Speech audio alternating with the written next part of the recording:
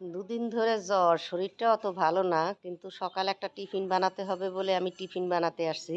তা তোমরা সাথে থাকো।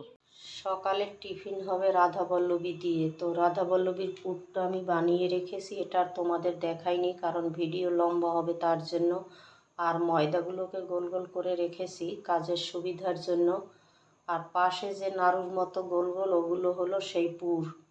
পুরটাকে ভিতরে বসানোর টেকনিকটাই হয়েছে আলাদা, কারণ এমনভাবে বসাতে হবে যাতে কোনো কারণে বেরিয়ে না যায়। মুখটাকে খুব সুন্দর করে মিলিয়ে দিতে হবে। বেলার সময় যদি কোনো কারণে ফেটে যায় তবে তেল ঢুকে যায় আর তেলটা নষ্ট হয়ে যায়। তো তোমাদের বেলা দেখালাম না, আমি এক এক করে ভাজা বসিয়ে দিয়েছি। যে কোনো জিনিস জোগাড় বা রান্নাতেই দেরি, খেতে আর কত সময় লাগে। তো আমার এক এক করে হয়ে গেল ভাজা, সাথে ছিল আলুর তরকারি আর রাধাবল্লভী।